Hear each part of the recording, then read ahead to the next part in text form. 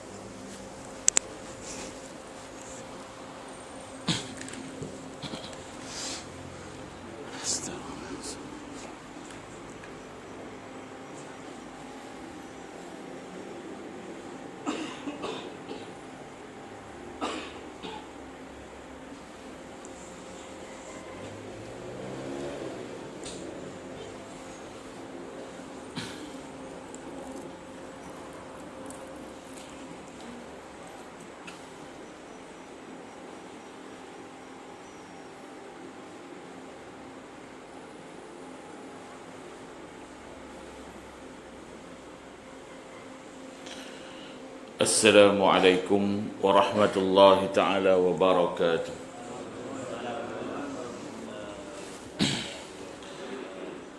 Bismillahirrahmanirrahim. Alhamdulillahi rabbil alamin. Wabihi nasta'in ala umur dunia wad din. Wassalatu wassalamu ala sayyidina Muhammadin ashrafil anbiya'i wal mursalin, wa ala alihi wa sahbihi ajma'in. Qala rabbi shrah li sadri wa yassir li amri wa hlul 'uqdatam min lisani yafqahu qawli. Qalu subhanaka la 'ilma lana illa ma 'allamtana innaka antal 'alimul hakim. La hawla wa la quwwata illa billahil 'aliyyil 'azim.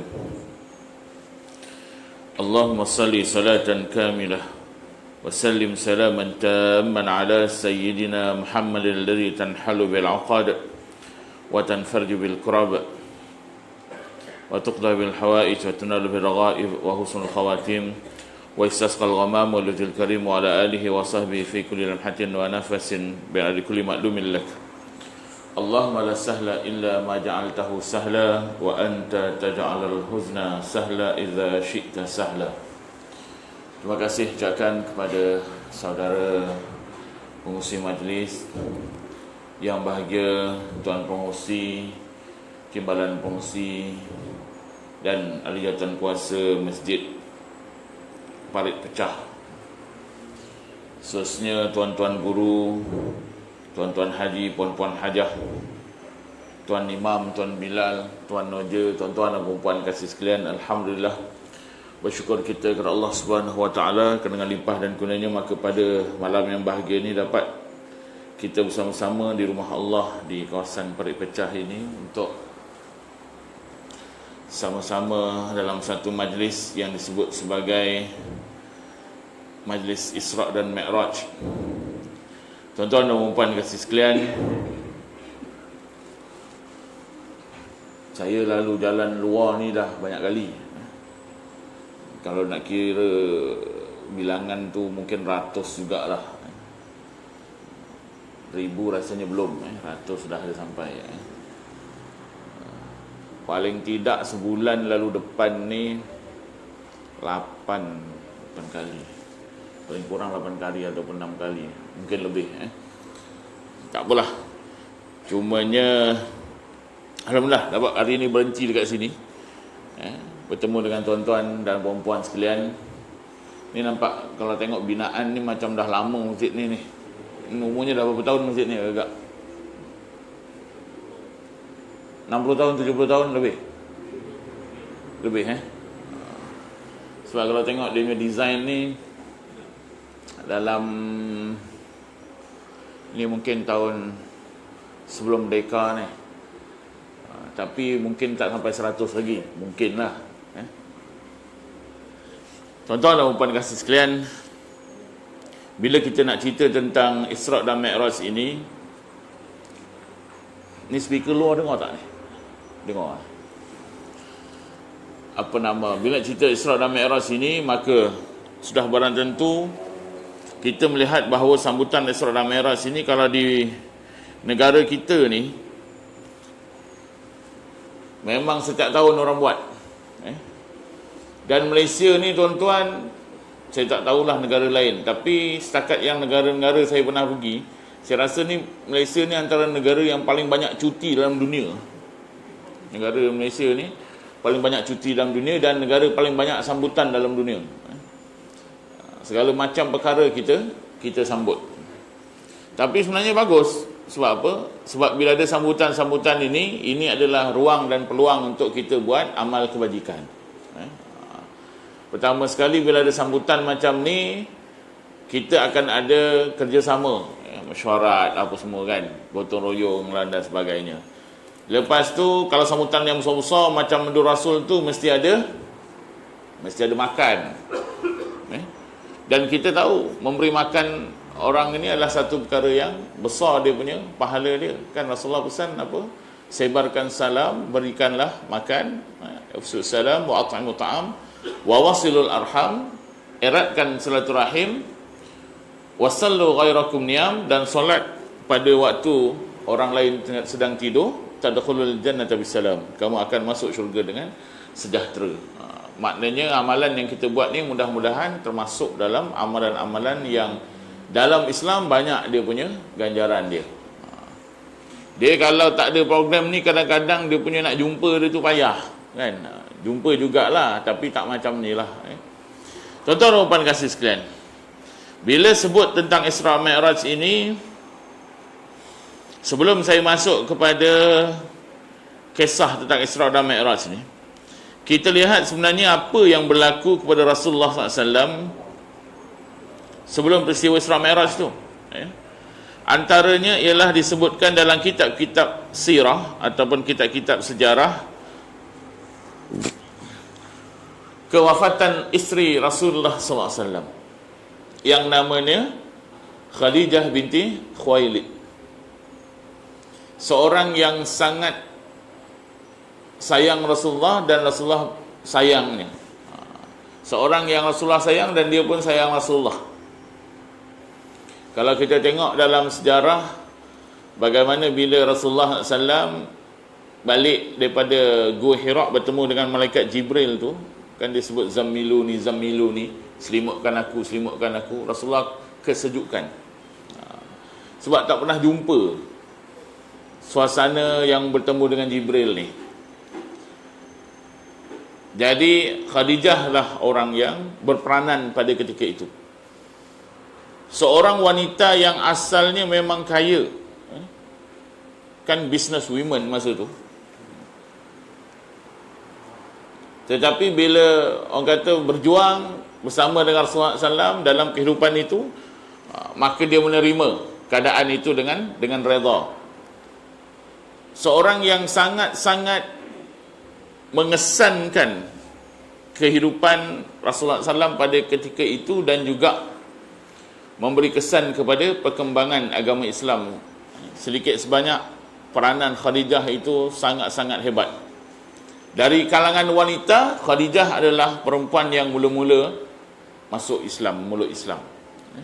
Dari kalangan lelaki, Sayyidina Abu Bakar. Dari kalangan kanak-kanak, Sayyidina Ali. Jadi kalau mana-mana perempuan yang nak jadi baik, tengoklah contoh Khadijah.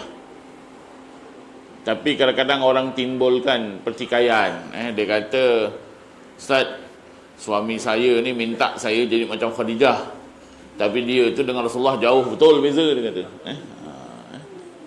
Kadang-kadang suami minta isteri jadi macam Khadijah, tapi suami tidak ikut cara Rasulullah. Jadi tak boleh juga macam tu, kan? Dia biar fair and square lah. Maknanya dua-dua tu biar ada dia punya, orang kata, ialah kesesuaian dan juga keserasian. Tuan-tuan dan puan kasih sekalian, selain daripada kewafatan yang namanya Khadijah ini, sebelum peristiwa Isra dan Mi'raj juga berlaku kewafatan seorang lagi yang juga tidak kurang penting dalam kehidupan Rasulullah, iaitu yang namanya Abu Talib. Abu Talib ini adik-beradik dengan Abdullah, bapa Nabi SAW. Jadi Abu Talib ini ialah bapa saudara Nabi. Kalau kita tengok dalam kitab sejarah, disebutkan antaranya ialah Abu Talib ini memelihara Rasulullah SAW dari umur 8 tahun sampai dewasa. Ibu Rasulullah yang bernama Aminah itu, daripada lahir sampai umur 6 tahun, ibunya wafat, kemudian dipelihara oleh Abdul Muttalib 6 sampai 8 tahun. Jadi secara tidak langsung kita mendapati bahawa peranan untuk menjaga zuriat ini, kalau bapa dah meninggal, maka yang jaga tu mak. Mak yang jaga. Tapi dalam waktu yang sama, atuk berperanan. Sebab apa? Sebab cucu itu keturunan atuk ni. Ni saya nak pesan dulu. Kok-kok lah dekat parit pecah ni ada berlaku macam tu. Kalau ada berlaku seorang lelaki meninggal, maka anak dia itu hendaklah dibantu oleh atuk dia. Bapa kepada bapa. Yang anak tu anak kepada anak.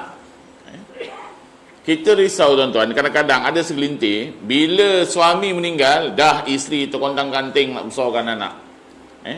Yang bapa mentua ni tak masuk campur langsung. Pandai-pandai kau lah jaga cucu aku tu.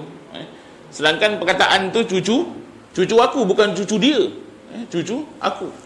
Jadi sebab tu nak beri pesanan, siapa yang kalau adalah berlaku macam tu, maka dia hendaklah ambil peranan. Kalau atuk pula dah meninggal, pindah kepada bapa saudara. Bapa saudara ada peranan juga untuk memelihara, membantu. Jangan lepas tangan. Kadang-kadang dibiarkan atuknya kaya, cucu miskin. Tak boleh. Atuk datang masjid pakai kereta Morris Minor. Apa maksudnya? Maksudnya atuknya kaya lah. Sekarang Morris Minor mana boleh hidup lagi, kan? Kalau ada orang buat Morris Minor ni, kamera shoot dekat dia punya. Memang kaya betul atuknya kalau pakai Morris Minor. Orang sekarang pakai Honda, pakai Toyota, atuk dia pakai Morris Minor. Relax dia masuk masjid. Tengok cucunya minta sedekah, minta derma. Tak boleh. Jadi maknanya tu peranan tu kita kena jaga. Jadi bila Abu Talib meninggal, maka Rasulullah SAW ni merasa sedih.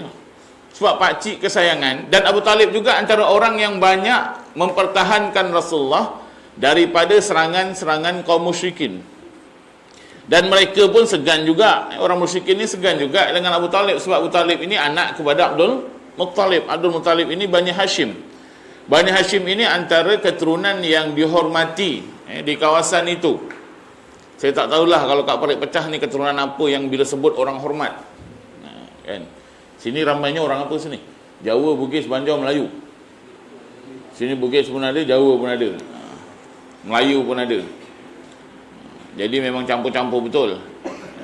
Campur-campur tak apa, jangan pecah sudah. Sebab saya difahamkan parit pecah ni, memang ada parit yang pecah ke dulu kat sini? Asal-usulnya. Tuan-tuan ni biar betul, tuan-tuan ni duk parit pecah, kena tahu sejarah ni. Saya ni orang mendatang. Maknanya kalau saya punya fahaman salah tak apa. Tuan-tuan yang duk parit pecah ni kena tahu. Maknanya orang lama kena beritahu orang budak-budak ni. Apa asal-usul sejarah parit pecah ni? Kalau tak, kita tukar nama lah parit pecah ni. Parit apa? Parit cantum. Tukar nama parit cantum. Sebab apa? Sebab orangnya tak tahu asal-usul parit pecah ni apa. Tapi saya percaya kalau tanya orang lama-lama ni, dia tahu. Macam depan sana tu lah, Sungai Balang. Mula-mula saya ingatkan Sungai Balang ni asalnya banyak balang. Rupanya kampung itu dibuka oleh hulu balang. Hulunya dia buang, tinggal balang aja. Hulunya mungkin kat sini lah, balangnya dekat sana. Okey. Jadi balik pada kisah Isra dan Mi'raj sini, Sayyidatina Khadijah wafat, kemudian Sayyidina Abu Talib pun wafat. Maka bila Abu Talib pun wafat, Khadijah pun wafat, maka Rasulullah rasa sedih. Rasa yang sedih yang amat. Selain daripada itu, pada ketika itu juga Rasulullah SAW diperintahkan ataupun mula menyampaikan dakwah Islam di luar Makkah, dan antaranya ialah Rasulullah pergi ke kawasan yang namanya Taif. Disebutkan dalam kitab Ar-Rahiqul Makhtum, fi Syawal sanah 10 minan nubuwah, fi awakhir Mayu atau awail Yuni sanah 619 kharaja Nabi SAW ila Taif wa hiya tab'udu an Makkah nahwa 60 mailan. Disebutkan dekat sini pada bulan Syawal tahun 1619 Masihi, Rasulullah SAW telah keluar ke Taif. Jarak Taif ini dari Mekah sekira-kira lebih kurang 60 batu. 60 batu kalau kali dengan 1 point berapa? 1.5 1.6 untuk dapatkan kilometer. Tuan-tuan kali sendirilah. Kalau kali 2 pun dah 120. Jadi nak ceritanya, Rasulullah SAW pergi dakwah ke Taif. Agak-agak orang Taif terima ke tidak? Tak terima. Jadi dah bertambah kesedihan itu.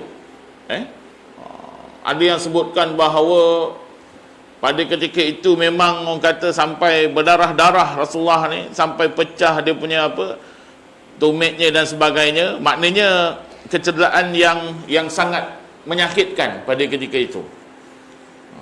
Dan kalau ikutkan, Rasulullah boleh minta supaya penduduk Taif tu dihukum dengan macam-macam hukuman. Rasulullah boleh minta kalau nak minta supaya dibalas penduduk Taif tu, tetapi Rasulullah tak buat begitu. Ini sifat makna yang ada pada diri Rasulullah, malahan didoakan. Jadi alhamdulillah sampai sekarang kawasan Taif memang dah Islam, kan? Sekarang ni kalau tuan-tuan pergi Taif, memang antara kawasan yang agak subur juga rasanya kalau di Saudi tu. Dan sampai sekarang maknanya penduduk situ Islam, dah tak ada masalah dah. Tapi dulu masa nak perjuangkan, Rasulullah dibaling batu dan sebagainya. Inilah ciri-ciri yang ada pada seorang Nabi dalam menyampaikan dakwah. Sebab tu kita pun zaman sekarang ni, kalau lah kita ni ada ujian, kalau ada ujian kan, katalah nak mentadbir masjid, kan, tiba-tiba ada masalah lah, orang tak suka ke apa, kita ingat aja peristiwa Rasulullah ke Taif ni, lagi teruk daripada ujian yang kita hadapi. InsyaAllah mudah-mudahan boleh membakar semangat kita untuk menguatkan semula usaha-usaha kita. Tuan-tuan dan puan kasih sekalian, jadi selepas itu berlakulah yang namanya peristiwa Isra dan Mi'raj. Dalam surah Al-Isra disebutkan, a'udzubillahi minasyaitonirrajim, bismillahirrahmanirrahim, subhanalladzi asra bi'abdihi laylan minal masjidil harami ilal masjidil aqsa alladzi barakna hawlahu linuriyahu min ayatina innahu huwas sami'ul basir. Yang maksudnya Maha Suci Allah yang menjalankan hambanya pada waktu malam dari Masjidil Haram di Mekah ke Masjidil Aqsa di Palestin, linuriyahu min ayatina, untuk kami tunjukkan kepada Nabi ini, kepada Muhammad SAW ini, sebahagian daripada tanda-tanda kekuasaan kami. Innahu huwas samiul basir. Sesungguhnya dia, yakni Allah, maha mendengar dan maha melihat. Tuan-tuan, apabila kita melihat ayat ini, maka kita faham bahawa Isra' dan Mi'raj ini memang berlaku. Di sini dalam bab akidah ni, kita sebagai orang Islam mesti percaya benda-benda yang ghaib, benda-benda yang kita tak nampak. Sebab itu antara syarat-syarat orang beriman, percaya kepada benda ghaib. Kadang-kadang ada orang tanya, malaikat ada tak? Kita kata ada lah. Bila dia kata, macam mana kau tahu malaikat ada? Sebab ada dalam Quran. Kalau kita tak percaya pada Quran, maka siapa tak percaya daripada Quran, maka dia boleh terkeluar daripada Islam. Dalam Al-Quran, surah Al-Baqarah, surah kedua selepas Fatihah, apa disebutkan? Bismillahirrahmanirrahim. Alif Lam Mim. Dzalikal kitabu la raiba fihi hudan lil muttaqin. الذين يؤمنون بالغيب ويقيمون الصلاة ومما رزقناهم ينفقون ذلك الكتاب لا ريب فيه. Ini adalah kitab. Dia kalau orang baru belajar bahasa Arab, dia kata zalika itu demikian, wa ana kadzalik, dan aku begitu. Tapi kalau zalika dalam surah Al-Baqarah ni, zalika bermakna hadza, demikian yang bermaksud ini. Zalikal kitabu la raiba fi, ini adalah kitab, yakni Al-Quran, la raiba fi, tidak ada sedikit pun keraguan. Maknanya kalau keraguan yang sedikit pun tak ada, yang banyak lagi tak ada. Dia keraguan ni dalam bahasa Arab banyak, tuan-tuan. Dia ada raib, dia ada syak, dia ada zon, dia ada waham. Kalau aku syak, tu dah tinggi sikit. Aku zon pun masih tinggi. Tapi kalau raib ni, dia sikit je, keraguannya sangat sedikit. Maknanya Quran ni tak ada sikit pun keraguan. Semua benda yang benar. Hudan lil muttaqin, petunjuk kepada orang yang bertakwa. Siapa orang yang bertakwa? Yang ini kita tengok dalam bab tafsir Quran bil Quran. Dalam Quran tu banyak sebenarnya, kalau kita nak timbul tanda soal, jawabnya ada dekat situ juga. Hudan lil muttaqin, petunjuk kepada orang yang bertakwa. Siapa orang bertakwa? Allazina yu'minuna bil ghaib, iaitu orang-orang yang beriman dengan perkara ghaib. Antara perkara ghaib ialah peristiwa-peristiwa yang berlaku dalam Isra' dan Mi'raj. Kan dalam Isra' Mi'raj ni kan, dalam peristiwa Mi'raj tu Rasulullah dinampakkan, ditunjukkan syurga, neraka, itu semua benda ghaib. Saya teringat satu kisah di mana bila berlaku Isra' dan Mi'raj ini, sebahagian orang di kawasan Mekah tu, sebahagiannya percaya, sebahagian tak percaya. Okey. Jadi antara di kalangan yang tak percaya ni, dia bertemu dengan Sayyidina Abu Bakar. Dia pun bertanya, sahabat kamu tu, maksud sahabat kamu tu Rasulullah lah. Sahabat kamu tu katanya malam tadi pergi ke Palestin, pergi ke Baitul Maqdis dan naik ke langit. Betul ke tidak? Apa kata Sayyidina Abu Bakar? Sayyidina Abu Bakar kata, bila Muhammad berbicara tentang syurga neraka, yang maknanya manusia akan jumpa selepas meninggal, itu aku percaya. Apa lagi kalau dia cakap dia pergi ke Isra' dan Mi'raj, sudah tentu aku percaya. Kalau Muhammad yang cakap, semua betul. Lalu Abu Bakar dengan sebab itu antaranya digelar sebagai As-Siddiq. Tuan-tuan sekarang ada tak kawan yang macam tu agak-agak? Wah, kalau pengurusi masjid tu cakap memang betul semualah, agak-agak ada tak? Agak-agak lah. Wallahualam. Kalau imam tu cakap, imam tu belum cakap pun dah betul lah, apa lagi kalau dia cakap? Agak-agak ada tak macam tu? Itu kena cari sendirilah. Payah juga kadang-kadang zaman sekarang nak jumpa kawan yang percaya dekat kawan sendiri. Kadang-kadang dia lebih percaya musuh daripada kawan. Jadi sebab tu kita nak pilih kawan ni, kena cari kawan yang betul-betul. Tapi kadang-kadang zaman sekarang ni pun nak kena hati-hati juga. Kadang-kadang kalau kita belum cakap pun dia kata dah betul, ada yang tak kena tu. Dia kata tuan kali tu dia belum cakap lagi dah betul. Lain macam nampak. Ini nak jack ke nak apa ni? Jadi maknanya itu suasana pada ketika itu. Kalau kita lihat subhanallazi, maha suci Allah. Asra bi'abdihi, menjalankan hambanya. Tuan-tuan, perkataan bi'abdihi dalam bahasa Arab maksudnya ialah yang berjalan itu ruhan wa jasadan. Ruh dan jasad. Sebab ada orang petikai, dia kata Rasulullah pergi ni bukan dengan jasad, roh aja. Sebab cepat sangat, dalam masa satu malam dah pergi balik sekali. Tetapi dalam bahasa Arab bila disebut bi'abdihi, maknanya ialah roh dan jasad, bukan roh sahaja. Bila Allah menggunakan perkataan-perkataan tertentu dalam Al-Quran, di sana banyak rahsia. Ahli tafsir mengkaji setiap perkataan tu. Saya bagi contoh. Dalam ayat lain, inna nahnu nazzalna dzikra wa inna lahu lahafizun. Sesungguhnya kami yang turunkan Al-Quran. Zikra dekat sini maksud dia Al-Quran. Wa inna lahu lahafizun, dan sesungguhnya kamilah yang memelihara. Kadang-kadang bila ada orang yang baru-baru belajar bahasa Arab ataupun tak tahu bahasa Arab langsung, dia petikai. Dia kata kenapa di situ Allah menyebut sebagai kami, nahnu. Sedangkan sepatutnya dia kata Allah gunakan ana.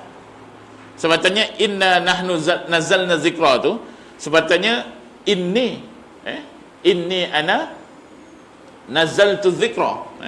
Tetapi digunakan inna nahnu nazzalna dzikra wa inna lahu lahafizun. Jadi orang bahasa Arab ni tuan-tuan yang pakar-pakar dalam bab tafsir mengkaji, maka di situ dapati bahawa bila digunakan inna, nak tunjukkan yang menurunkan Al-Quran ini bukan sebarangan. Inna tu maksudnya kami yang sangat berkuasa, yang sangat hebat, yang maha perkasa. Bukan yang turunkan ni macam orang biasa, noja masjid ke, tukang kebun ke, jemaah biasa, bukan. Ini yang turunkan ni memang betul-betul hebat. Kami yang turunkan dan kami yang menjaganya. Hebat tuan-tuan. Al-Quran ni Allah jaga. Sebab tu sampai sekarang ada orang yang ramai hafal Quran. Dari semasa ke semasa akan ada orang yang hafal Quran. Berbeza dengan kitab-kitab dahulu, kitab-kitab dahulu sebelum Quran, ada yang disebut bahawa mereka sendiri yang akan berusaha untuk hafal kitab itu. Tetapi bila Quran, Allah yang jaga, Allah yang pelihara Quran tu sampai hari kiamat. Cuma kita nak baca tak baca je lah.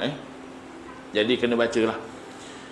Okey, jadi perkataan subhana tu sebenarnya boleh digunakan huwallazi, dia yang menjalankan. Tetapi digunakan subhana. Subhana ni bahasa Melayu maksud apa?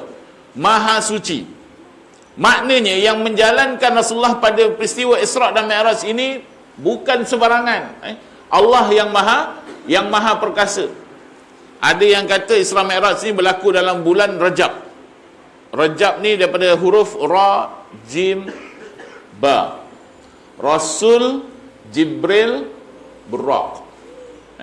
Buraq ini sejenis tunggangan. Ada yang menyebutkan bahawa Buraq ini tunggangan para Nabi. Tapi yang saya tahu ialah cikgu-cikgu kita ngajar dulu, dia kata Buraq ini kelajuannya sejauh mata memandang. Walaupun kapal terbang tu laju, tapi kapal terbang ada limit. Saya ingat kapal terbang ni paling laju pun boleh bawa 1100 kot. 1100 km sejam. Kalau lalu depan ni agak-agak macam mana? Katalah ada kereta kelajuan dia 1100 km sejam. Agak-agak lalu depan ni macam mana? Memang tak sempat nak tengok kita, apalagi ambil gambar. Nak selfie lagi tak sempat.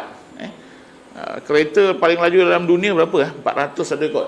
400. Itu pun tak boleh lalu jalan depan parit pecah ni. Terbang dia nanti. Dia kena lalu di kawasan padang pasir. Biasa kalau kereta yang paling laju pun dia akan test di padang pasir. Sebab tak boleh ada traffic light, tak boleh ada jambatan, tak boleh ada apa nama AES ke. Tak boleh ada apa tu nama, bonggol ke, lobang ke, lopak, semua tak boleh. Dia mesti rata. Dan biasanya memang dia test di kawasan padang pasir. Tayarnya pun kena besar. Tak boleh macam rem basikal biasa ni. Sekejap aja. Ini tak sampai 200 dah habis. Balik pada kisah tadi. Masa dah tinggal 9 minit ni. Saya insyaAllah 8.25 kan masuk kan? Saya berhentilah, insyaAllah, mudah-mudahan. Kalau tuan-tuan kata habis, ceritanya belum habis, nanti kita sambung lah tahun-tahun depan ke bila-bila. Ada masa kita sambung lah.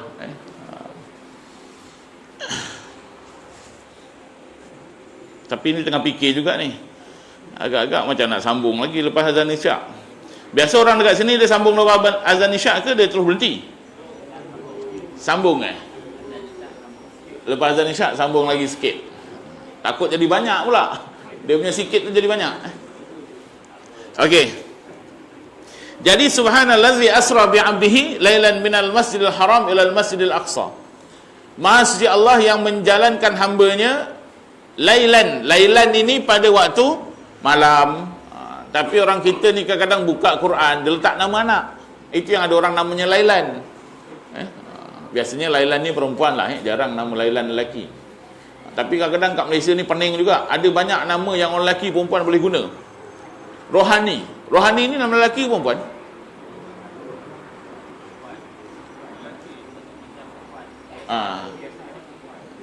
Tapi rohani ni kalau ikut sifat perkataan tu lelaki. Sebab tak ada ta marbutah. Tetapi di Malaysia ni ada orang lelaki pakai, ada orang perempuan pakai. Kalau orang tu namanya rohani bin rohani, tu lelaki. Kalau rohani binti rohani, perempuan. Tapi orang lain pening. Ni apa hal nama anak dengan bapak sama ni? Okey. Balik semula kisah tadi, maknanya Allah menjalankan Rasulullah SAW pada waktu malam, lailan minal masjidil haram, dari masjidil haram di Mekah ilal masjidil aqsa, ke masjidil aqsa di Palestin. Ada yang menyebutkan bahawa bila disebut sebagai Masjidil Haram dengan Masjidil Aqsa ni nak menunjukkan tentang pentingnya masjid. Pentingnya masjid. Sebab itu disebut masjid. Sedangkan boleh, kalau Allah nak guna perkataan Mekah boleh. Tetapi digunakan perkataan Masjidil Haram sebab nak tunjuk status. Syiar masjid itu sangat penting dalam Islam. Ada ulama menyebutkan bahawa kalau kita nak tahu satu-satu kampung tu bagus ataupun tidak, pertama sekali kita tengok rumah orangnya. Yang kedua kita tengok masjidnya. Maknanya kalau masjidnya tak lawa, rumahnya lawa, fikir-fikir sendirilah. Kalau masjidnya macam nak roboh tapi rumah orangnya hebat-hebat, siap ada aircon 18 kan, pagar elektrik semua sekali, ada security guard, tapi tengok masjid macam nak runtuh, boleh fikir sendirilah. Tapi kalau masjidnya sangat cantik, tak ada orang pun masalah juga. Tengok-tengok tiang dengan orang, ramai tiang lagi. Kan? Segan orang tu dengan tiang patutnya. Tiang kata aku tak berganjak pun dalam masjid ni. Orang yang bergerak-gerak. Dari Masjidil Haram ke Masjidil Aqsa. Tuan-tuan, dia punya jarak lebih kurang dalam 1,500 km lebih kurang. Kalau kita naik bas, kalau kita naik bas dari Palestin tu, zaman sekarang, dari Palestin tu kalau kita naik bas nak pergi ke Mekah, campur dengan pemeriksaan di immigration, campur dengan berhenti-berhenti mungkin untuk solat, makan dan sebagainya, kemungkinan kita akan ambil lebih kurang 24 jam campur 12, 36 jam. Mungkin tuan-tuan kata ni dapat sifir dari mana ni? Dulu-dulu masa saya belajar dulu, saya punya kawasan tempat saya belajar tu tak jauh dari Palestin. Saya ingat lebih kurang 60 km. Jadi kami ni dulu pelajar, tak kira lah pelajar Malaysia ke bukan Malaysia, pernah pergi ke Mekah naik bas. Jadi kalau pergi ke Mekah naik bas tu, itulah dia punya ambil masa dia 2 hari 1 malam. Itu campur dengan pemeriksaan immigration yang kadang-kadang mencecah 4 jam. Dekat immigration ni 4 jam tuan-tuan. Kalau nak lepas ke kalau orang di Johor Bahru nak lepas ke Singapura pun jarang lah sampai 4 jam. Mungkin ada sekali-sekala tapi jarang. Tapi yang ini memang 4 jam ni dululah, standard lah. Okey, jadi nak ceritanya ambil lebih kurang 24 campur 12, 36 jam. Campur dengan ni adik ni bawa air apa ni? Nampak macam sedap pula airnya. Kalau nampak air sedap ni tak boleh cakap banyak ni. Jadi maknanya nak cerita itu kalau perjalanan sekarang, perjalanan sekarang. Tetapi bila dalam peristiwa Isra dan Mi'raj ini kita melihat bahawa dalam satu malam. Kalau pengurusi masjid kampung Parit Pecah ni bagi tahu dengan jemaah, tuan-tuan, malam tadi saya dari Parit Pecah pergi ke Bangkok, lepas tu balik semula ke Parit Pecah. Agak-agak orang Parit Pecah ni percaya ke tidak? Agak-agak tak percaya. Walaupun zaman sekarang dah ada macam-macam, dah ada kapal terbang, ada kereta api laju, ada macam-macam, semua dah ada dah. Cuma kat sini belum ada lah high speed rail. Tapi benda tu kat dunia kita dah ada. Jadi sebab itu kalau kita lihat zaman Rasulullah dulu belum ada benda yang ada pada zaman kita. Maknanya memang betul-betul menguji keimanan orang yang beriman pada masa itu. Nak percaya tak percaya, nak percaya tak percaya. Siapa yang imannya kuat, memang confirm dia percaya, tak ada masalah. Tapi kalau siapa yang imannya tak kuat, maka dia akan ada dia punya rasa tu. Betul tak betul, betul tak betul. Tapi kita kena ingat, peristiwa itu berlaku bukan Rasulullah pergi sendiri. Rasulullah dijalankan oleh Allah SWT dengan menunggang yang namanya Buraq. Bila tunggang Buraq ini, maknanya memang confirm boleh pergi, boleh balik. Tuan-tuan dan kasih sekalian, minal Masjidil Haram ilal Masjidil Aqsa allazi barakna haulah. Kawasan Masjidil Aqsa itu kami berkati sekitarnya, sekitar Masjidil Aqsa itu. Linuriyahu min ayatina, untuk kami tunjukkan kepada Muhammad SAW ini sebahagian daripada tanda-tanda kekuasaan kami. Tanda kekuasaan Allah ni sangat banyak. Kalau kita tak pergi jauh, tengok dekat diri kita pun cukup. Allah dah ciptakan kita hidung, mata, telinga ni cukuplah. Ini antara tanda kekuasaan Allah. Kita punya level tengok yang ini pun dah kira cukup. Level Rasulullah, Allah bagi tunjuk tanda-tanda yang sangat hebat, yang besar. Untuk kita, yang ada pada diri kita ni cukuplah. Tengok betul-betul. Cap jari, kan? Adik-beradik pun sama tak cap jari? Tak sama. Cap jari ni kalau ada 6 bilion penduduk bumi, penduduk dunia sekarang ni, tak sama 6 bilion tu cap jari ni. Ini kuasa Allah Subhanahu Wa Taala. Ni duduk macam ni kan, kadang-kadang ngantuk. Betul tak? Pelik lah agak ngantuk tu. Ada yang pelik, ada yang tak, kan? Itu tanda-tanda kuasa Allah juga. Sebab Allah yang bagi ngantuk, Allah yang bagi tak ngantuk. Dalam waktu yang sama Allah bagi pilihan. Dia kalau dalam mazhab akidah ahli sunnah wal jamaah, kita ni manusia ni ada usaha, tetapi usaha manusia tidak memberi bekas, tidak memberi kesan. Ada usaha tapi usaha kita tidak memberi kesan. Semua tertakluk kepada kuasa Allah Subhanahu Wa Taala. Jadi kalau orang tu ngantuk, dia kena tahan, jangan ngantuk. InsyaAllah, mudah-mudahan dia tak ngantuk. Tapi kalau dibiarkan aja gitu, memang ke laut dia. Tuan-tuan dan puan kasih sekalian, ni jam saya ni macam dah masuk. Siapa muazzin boleh standby dulu lah. Kita berhenti sekejap lah, bagi ruang untuk muazzin. Oh, tajam juga speed ni, bekas jari ni. Baru lain kali pakai speed ketam lah, bagus sikit.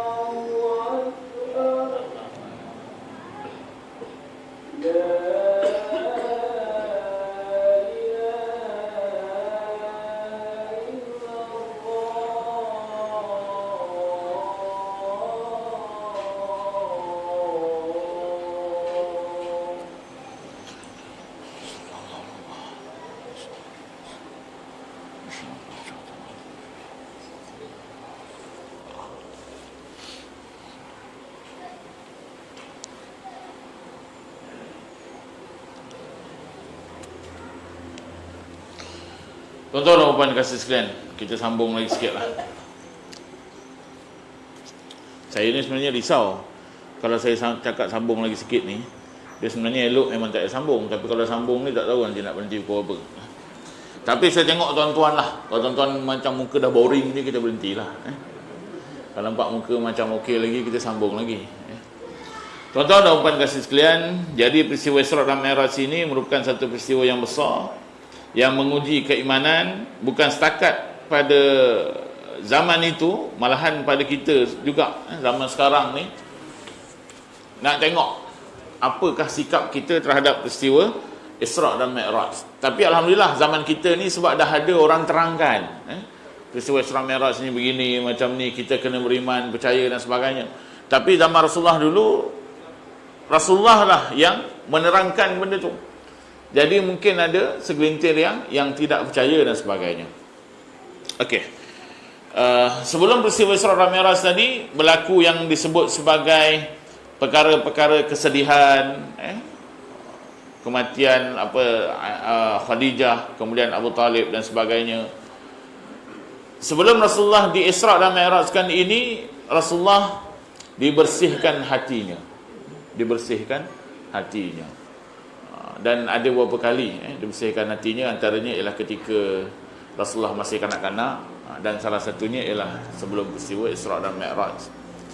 Mungkin antara hikmah pembersihan hatinya, sebab dalam Mi'raj nanti Rasulullah SAW akan bertemu dengan Allah Subhanahu Wa Taala.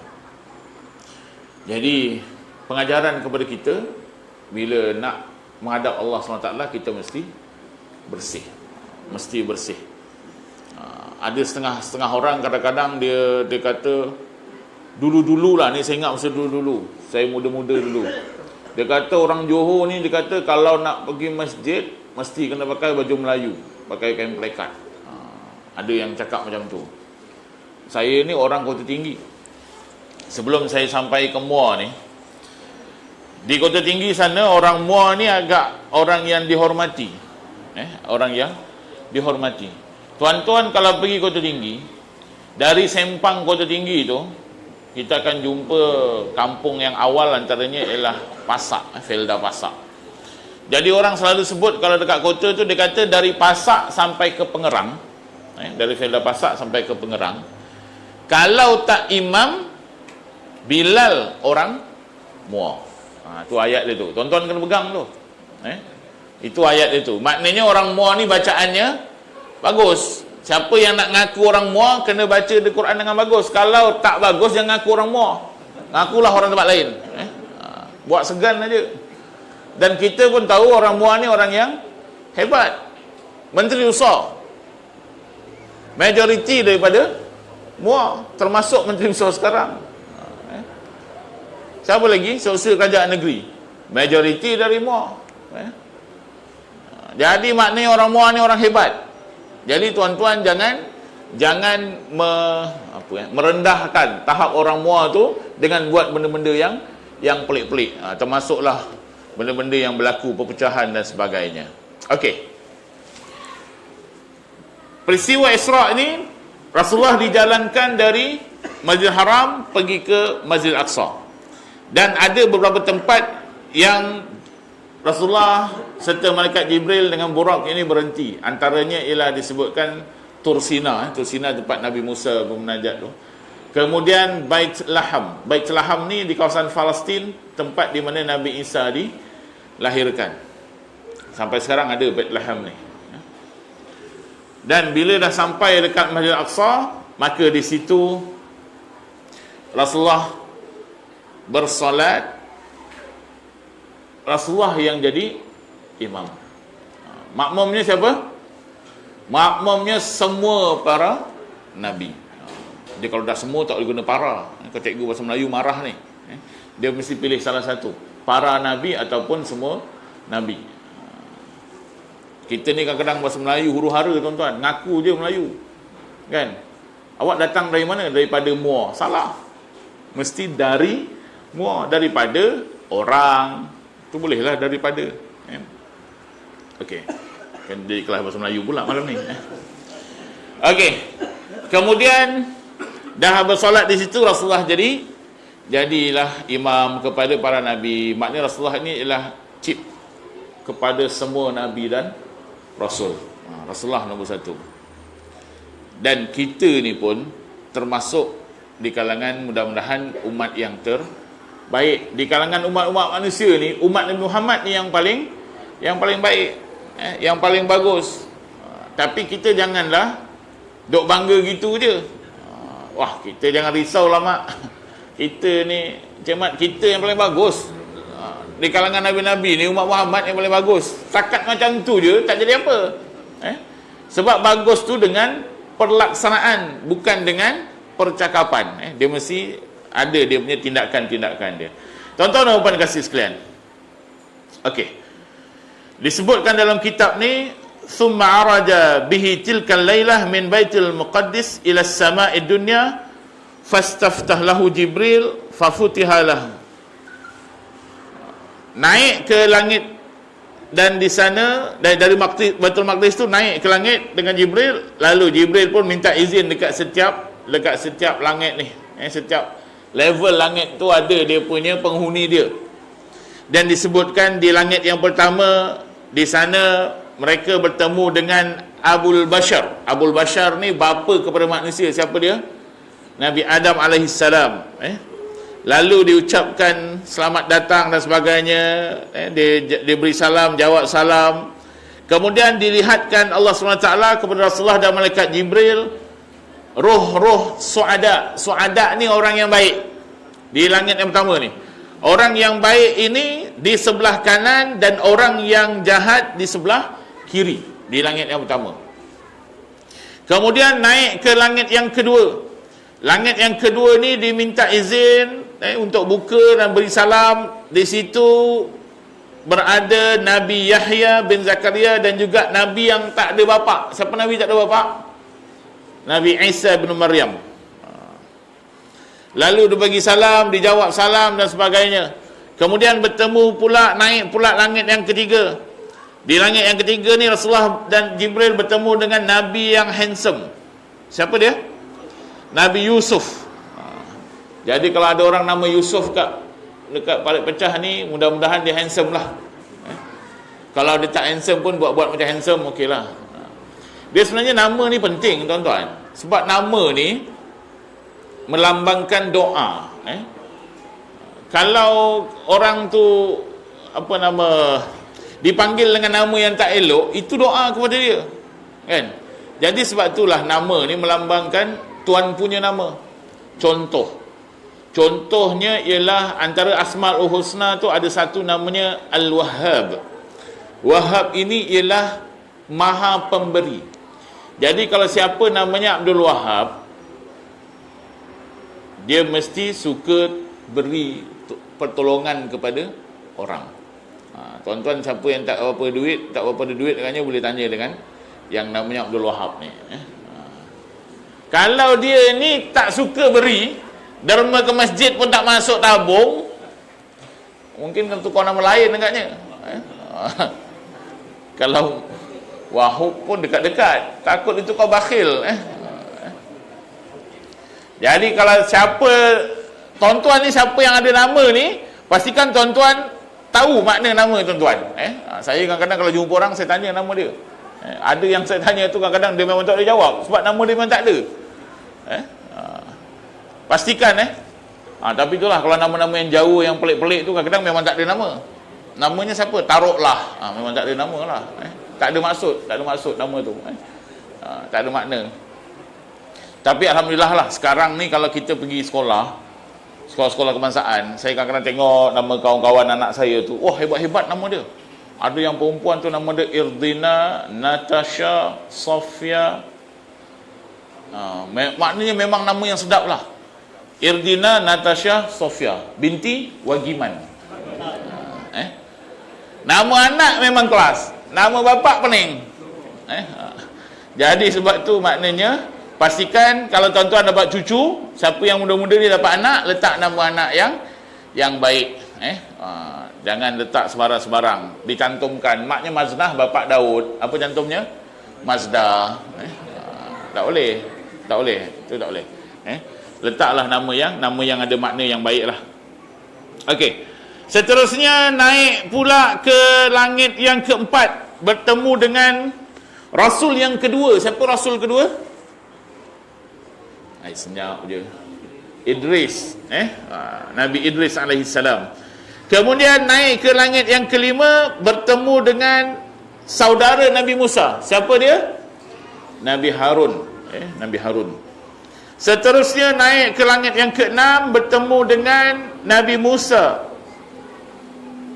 Dalam kitab sebut, falamma jawazahu baka Musa faqila lahu ma yubkik faqala abki lianna ghulaman bu'itha min ba'di yadkhulul jannata min ummatihi aktsaru mimma yadkhuluha min ummati.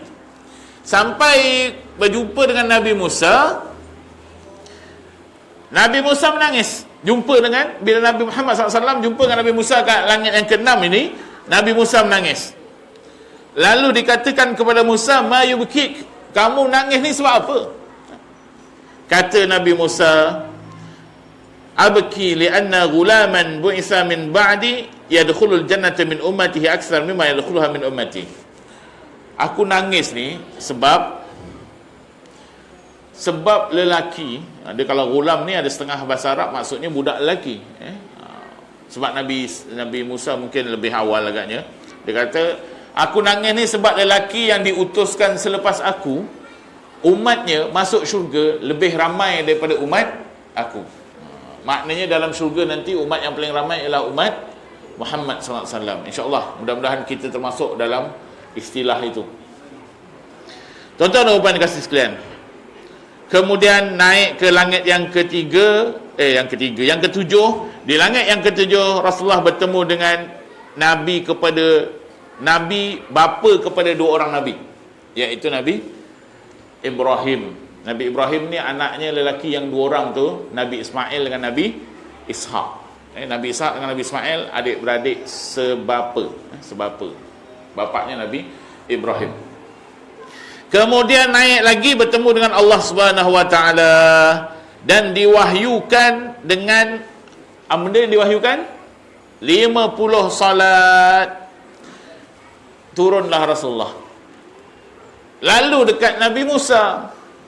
Nabi Musa kata, bima amaraka rabbuk, Tuhan kamu perintahkan apa? Itu dalam bahasa kita lah. Kalau nak ikut bahasa Arab betul, susunan dia, dengan apa diperintahkan kamu Tuhan kamu. Ayatnya begitu. Tapi kalau dalam bahasa Melayu kita, Tuhan kamu perintahkan apa?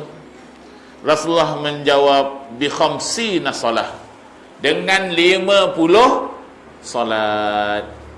Kata Nabi Musa, inna ummataka la tutiqu dhalik, irja' ila rabbika fas'alhu takhfif li ummatik. Umat kamu takkan mampu 50 waktu ni, kan? 50 waktu tu saya tambahlah, tapi maksudnya begitu. Umat kamu takkan mampu. Irja' ila rabbika fas'alhu takhfif li ummatik. Balik pada Tuhan kamu, minta kurang. Takhfif ni dalam bahasa Arab kurang. Sekarang ni dalam bahasa Inggeris orang gunakan takhfif untuk diskaun. Minta diskaun.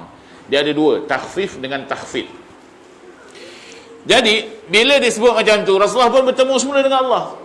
Bertemu minta kurang sampailah dapat tinggal 5. Jumpa lagi dengan Nabi Musa. Nabi Musa kata apa? Umat kamu tak akan mampu, minta lagi kurang. Apa jawab Rasulullah? Rasulullah menyebutkan, laqad istahyaitu min rabbi, aku dah malu dah, walakinni arda wa aslam, akan tetapi aku redha dan aku menyerah.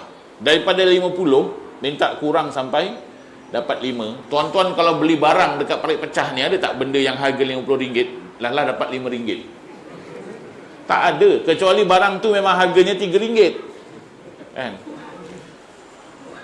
Saya teringat sekali masa saya pergi ke Mekah tahun bila tu, kan ada orang jual jam kat tepi-tepi kaki 5 tu kan, bawah hotel tu ada orang jual jam, dia pegang jam. Ya haji, jam bagus, dia kata. Saya pun tanyalah, berapa ni? Dia kata 200. 200, kata 200.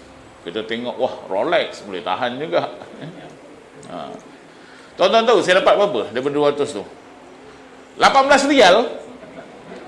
Berapa punya jauh?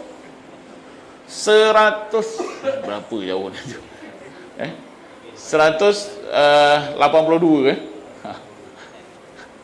Daripada 200 tu dapat 18 rial, 182 rial boleh kurang.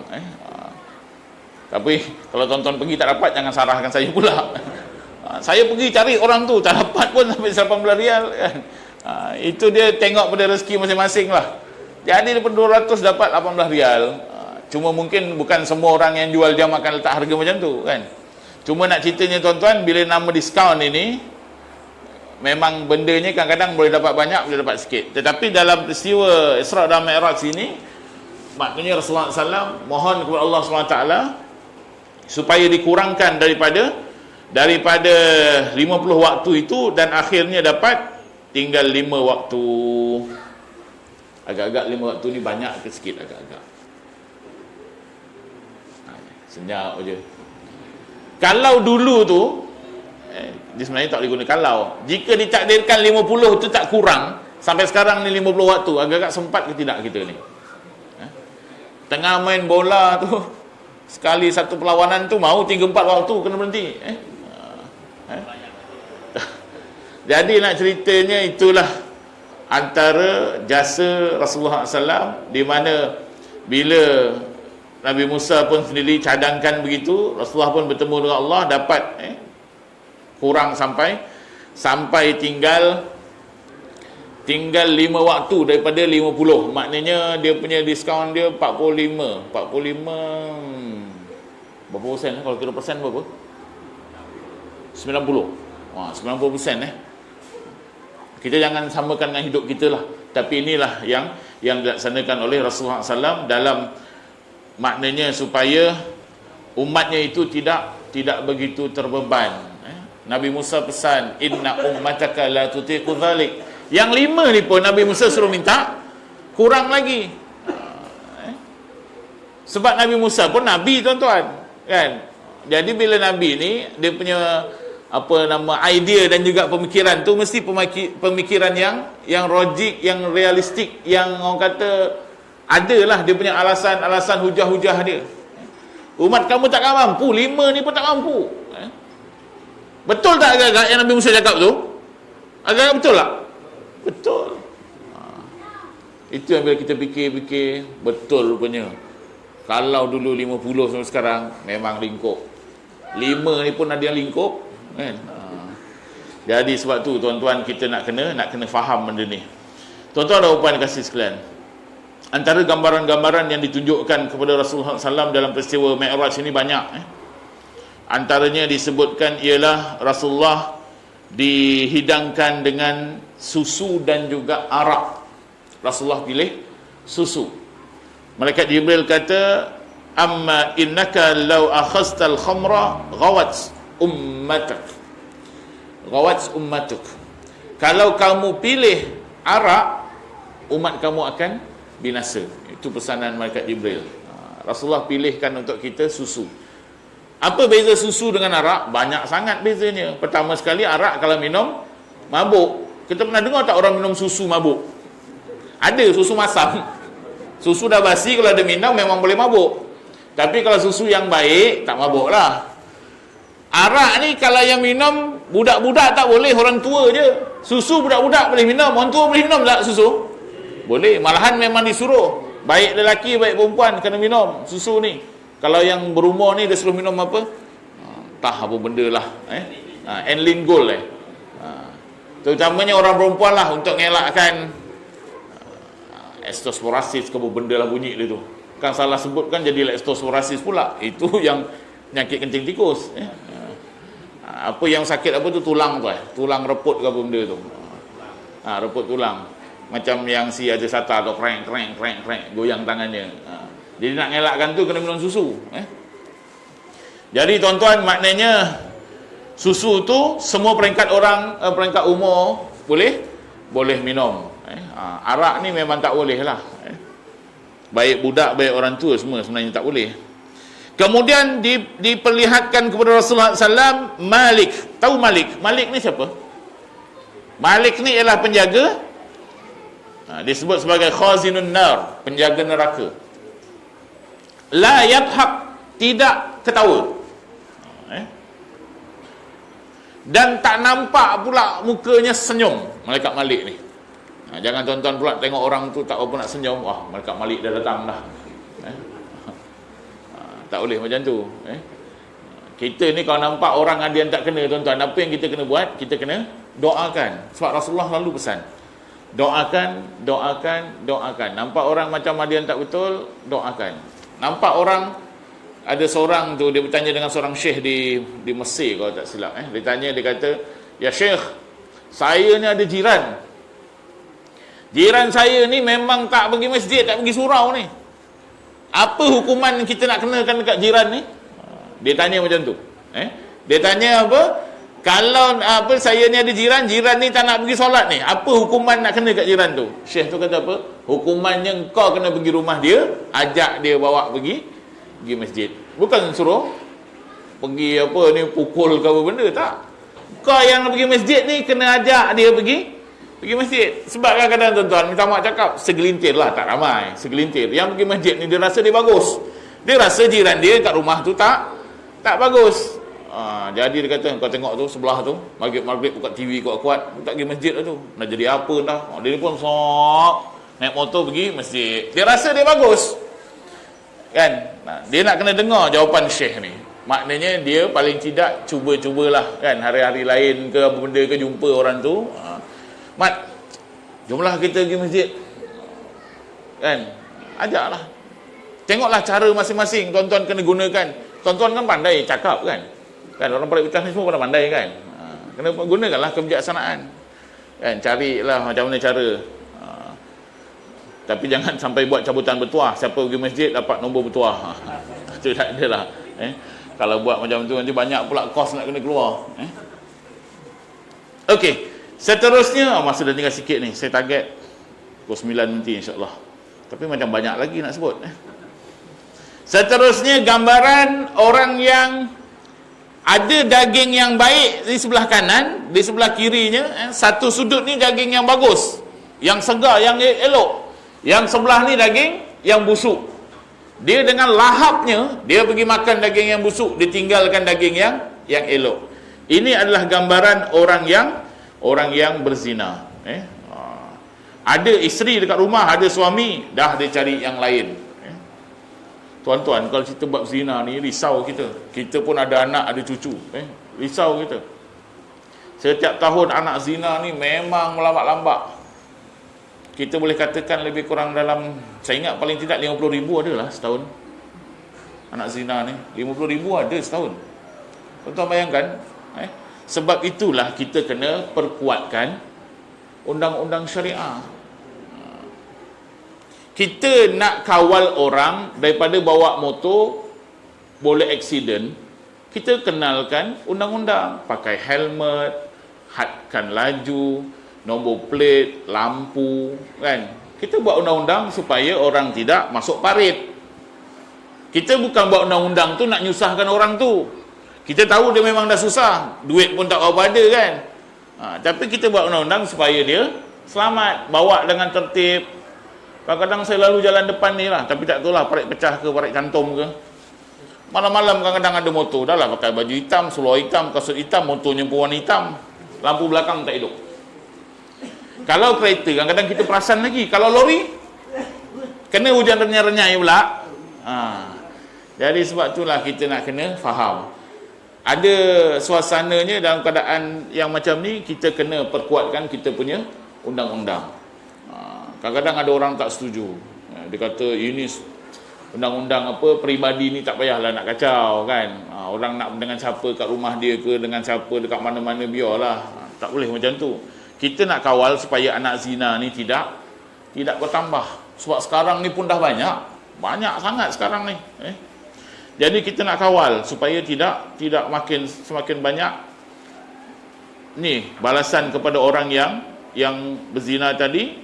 Ada daging yang segar, yang baik, tetapi dia biarkan, dia makan daging yang busuk, bangkai. Kemudian balasan orang yang makan riba, lahum butunun kabirah la yaqdiruna li ajriha an yatahawwalu an amakinihim. Orang yang makan riba ini seksaannya ialah perutnya besar. Perutnya besar, tidak mampu untuk bergerak dengan sebab perutnya besar. Tuan-tuan jangan nampak orang yang perut besar sekarang ni, kan, yang sekarang ni perut besar ni boleh tahan juga ramai. Tapi ini perut besar di akhirat ni memang besar betul, sampai tak mampu nak bergerak daripada tempat dia. Ini balasan siapa? Balasan orang yang makan riba. Jadi mulai malam ini orang parit pecah diseru supaya buat urusan perbankan ataupun keuangan dengan institusi yang tidak ada riba. Semua saya percaya paling tidak ada motor, ada kereta. Kalau yang melibatkan insurans, kena guna takaful, tukar. Kalau kata alamak ini baru belilah tuan, susah ni kalau nak tukar. Okey, tahun depan tukar. Tak nak lagi dengar orang parit pecah pakai insurans konvensional, mesti pakai takaful. Begitu juga beli rumah, beli kereta, kena guna Islamic Finance. Tak kira lah bank mana, saya tak sebutlah nama bank, dikatakan saya duta bank pula. Maknanya bank mana-mana tak kira, yang pentingnya Islamic Finance, mesti ada akad. Dia kalau ada akad ni, kadang-kadang bunyi dia mudharabah, kadang-kadang bunyi dia wadiah, kadang-kadang bunyi dia macam-macam lagi lah, ada bunyi-bunyi tu. Buat yang macam tu. Jangan kita sambut Isra Mi'raj dah berpuluh tahun, rupanya parit pecah berterusan. Guna finance tak Islamik, masuk duit bank pun tak Islamik, gaji pun tak Islamik, lepas tu insurans pun tak pakai takaful. Jadi kena pakai macam tu, kena ubah. Ni saya ingatkan aja. Tapi kalau nak perut besar nanti, kan, tak nak boleh bergerak, teruskan je lah, kita nak macam mana. Kita cuma boleh ingatkan. Kadang-kadang perut kecil dekat dunia ni pun tak boleh nak bergerak, apalagi dekat akhirat nanti perut besar. Ditunjukkan orang yang makan harta anak yatim. Ni dekat paling pecah ni anak yatim ramai tak? Saya tak pernah lagi pergi mana-mana tempat yang tak ada anak yatim. Mesti ada punya. Kan? Saya pun anak yatim juga. Tapi anak yatim ni dah ada had umur lah. Kan? Sampai umur berapa? Umur balik tu okey lah, dah kerja kan. Takut-takut ada yang umur 60 pun ngaku, Ustaz, saya anak yatim piatu, Ustaz. Tak ada orang nak bantu. Okey. Orang yang makan harta anak yatim secara zalim, mereka ini dia punya hukuman dia, seksaan dia, gambarannya ialah seperti orang yang mempunyai bibir. Bibirnya seperti bibir unta. Pernah tengok bibir unta? Macam itulah bibirnya seperti bibir unta, dan mereka ini memakan potongan daripada api neraka, masuk dalam mulut, keluar ikut dubur. Dia lalu je benda tu.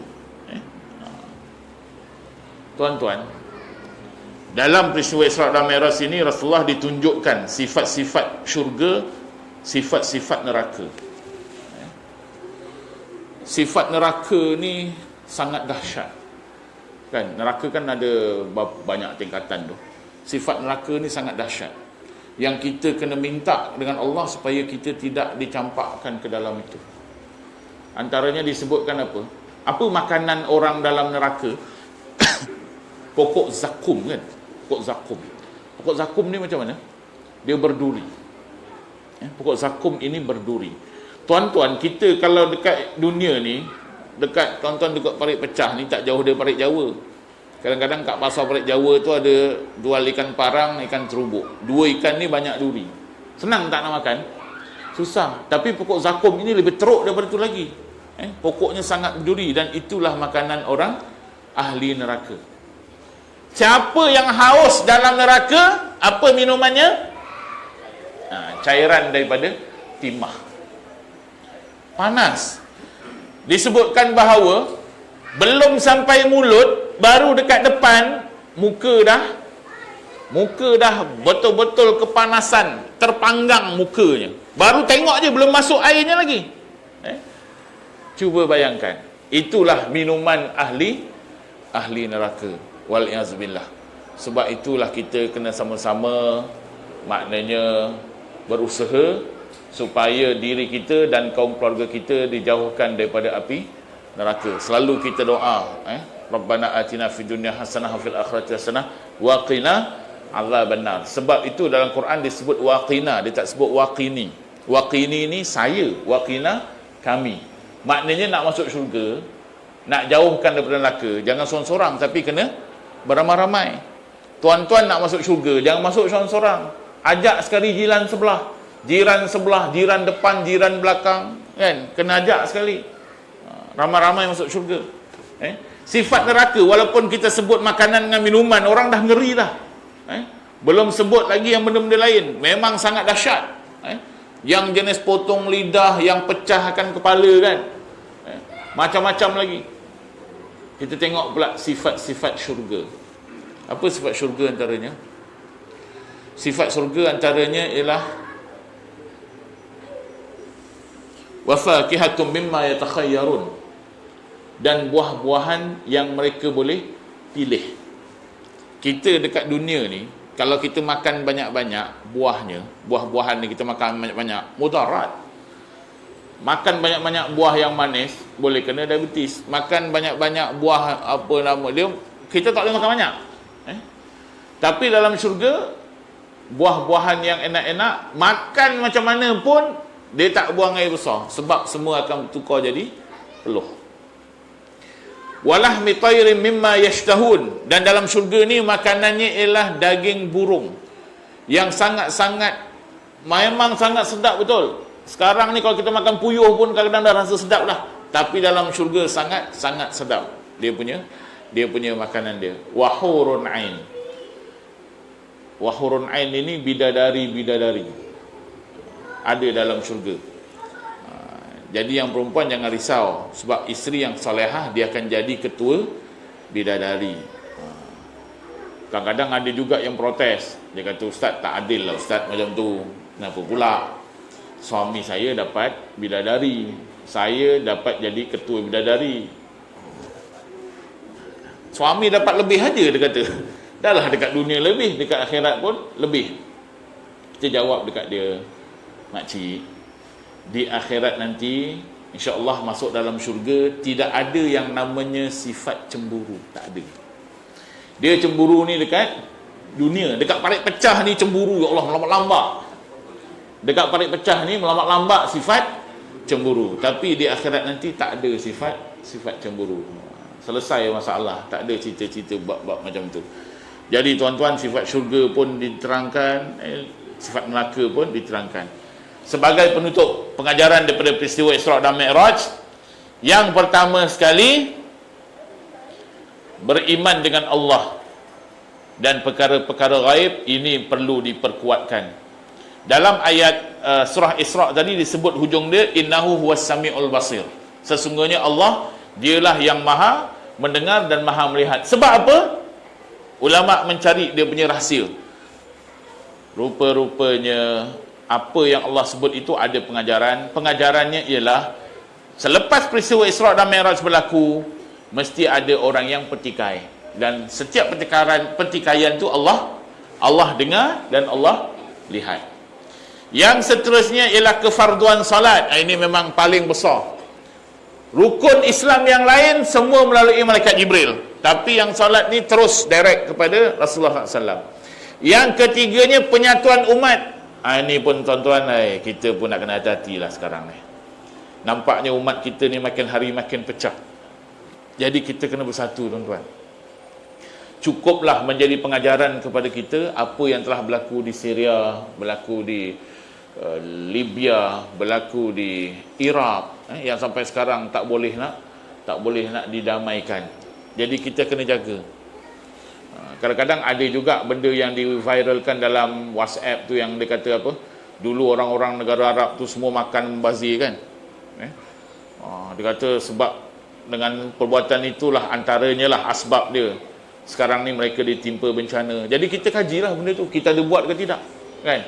Maknanya orang parit pecah pun kalau buat majlis ke apa, pastikan jangan membazir. Kalau buat makanan dah terbanyak, kena usahakanlah macam mana nak dibungkus ke, buat balik rumah ke, jangan sampai membazir. Satu lagi kita lihat dalam peristiwa Mi'raj, Isra Mi'raj ini, Rasulullah salat bersama dengan para nabi dan Rasulullah menjadi imam. Maknanya ini penting. Ini menunjukkan kesatuan penting. Mungkin kita ni idea berbeza, ideologi kita pun tak sama, tapi dalam bab agama kita kena bersatu, kena bersama.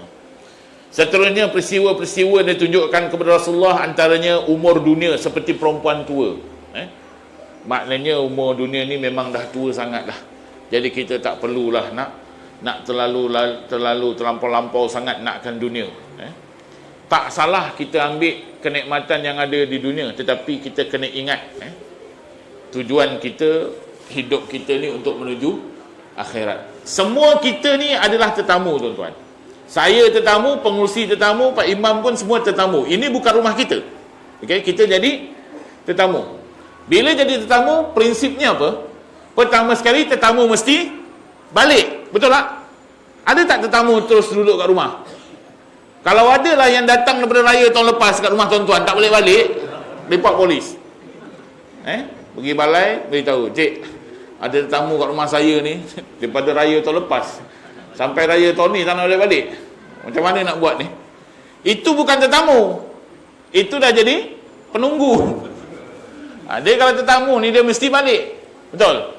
Yang keduanya, tetamu mesti ikut peraturan tuan rumah. Mana boleh tetamu masuk rumah kita, tiba-tiba dia alihkan kita punya TV.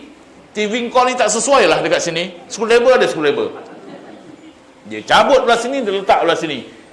Kita keluar sekejap, nak belikan lauk ke apa benda, balik-balik tengok, kita punya sofa dah bertukar. Daripada sini pergi dapur, periuk-periuk dekat depan. Tak boleh. Tetamu mesti ikut peraturan tuan rumah. Kita ni tetamu, kena ikut peraturan siapa? Peraturan Allah. Sebab itulah kena perkasakan undang-undang syariah, kena perkasakan perkara-perkara yang mendaulatkan agama. Jadi kena ingat, kita tak nongkat dunia dekat sini. Kita akan jadi tetamu sampai masa balik. Semua akan balik. Ada balik dulu, ada balik kemudian. Jangan fikir aku tak boleh balik nampak gaya ni. Tak ada. Seterusnya kaitan Masjidil Haram dan juga Masjidil Aqsa ni peranan penting dua masjid ni. Masjidil Haram memang semua berebut nak pergi. Masjidil Aqsa ni kita kena usaha supaya dapat dibebaskan daripada Yahudi Zionis ni. Kita kena berusaha. Kadang-kadang ada yang tanya, habis kita ni senjata tak ada, apa tak ada. Bukan, kita punya usaha sekarang ni sama ada melalui sumbangan ataupun doa. Tapi usaha yang paling semua orang boleh buat ialah doa. Semua mesti doa. Selitkan dalam doa tu, ya Allah bebaskanlah Masjid Aqsa daripada cengkaman penjajah. Ada satu lagi pengajaran, walaupun kecil tetapi dia pengajaran, iaitu Rasulullah sedih kan, berlaku 3 peristiwa besar. Rasulullah sedih, Allah hadiahkan dengan Isra Mi'raj. Tuan-tuan kalau jumpa orang dekat parit pecah ni sedih, tak kira lah, mungkin ada yang isterinya meninggal ke apa kan, ialah apa-apalah bentuk kesedihan, cadangkan dia supaya bermusafir. Cakap dengan dia, bang, ni isteri baru meninggal kan, pergilah jalan umrah ke mana kan. Sebab kadang-kadang orang kita sekarang ni boleh tahan dah, duit dah mula banyak dah, walaupun duit kita jatuh nilainya kan, tetapi sebenarnya orang kita ni masih berada. Tuan-tuan mungkin kata, duit kita jatuh ni, ekonomi teruk. Memang kita tak nafikan, tapi dalam waktu yang sama orang kita masih kaya. Tuan-tuan cuba tanya sekarang ni package umrah penuh ke tidak orang pergi? Cuba tengok dekat Mekah tu orang Malaysia berapa ribu yang ada. Setahu saya kalau tahun lepas saja orang Malaysia yang pergi haji mungkin dalam 22,000, 23,000. Tetapi yang pergi umrah 200,000, 10 kali ganda. Duit kita jatuh tak? Jatuh, tapi umrah pergi tak? Pergi. Nak ceritanya, walaupun ekonomi kita agak-agak yalah macam tu, tetapi sebenarnya peluang dan juga ruang yang ada tu orang kita dah mula faham. Oh, kena pergi umrah. Sebab apa? Sebab peluang tu kadang-kadang tak selalu datang. Walaupun kita kata ekonomi kita meleset, tapi tuan-tuan tengok bulan puasa nanti. Cuba pergi KL masa buka puasa, tengok hotel mana yang kosong untuk buka puasa. Tuan-tuan boleh tanya. Saya percaya orang Muar ni ramai anak-anaknya, cucunya duduk KL kan. Cuba tanya dia. Kawan saya beritahu, dia kata orang kita cakap memang ekonomi kita teruk. Pergi KL nak buka, tak ada satu pun hotel yang 5 bintang yang masih kosong. Semua penuh. Tapi dalam waktu yang sama cakap, wah susah lah ni semua dah tinggi lah. Tapi yang nak cerita tuan-tuan, maknanya kita kena banyak bersyukur. Dalam waktu yang sama, ialah pihak-pihak berkenaan, dia akan, kita minta lah dia uruskan benda-benda tu. Tuan-tuan rupan kasih sekalian, saya ingat kata nak berhenti pukul 9, ni dah pukul apa ni? 9-10 minit. Akhirnya saya teringat ada seorang kiai itu pesan. Dia kata manusia buat amal ibadah ni ada 3 jenis. Orang yang pertama ni, dia buat sebab dia nak dapat keistimewaan.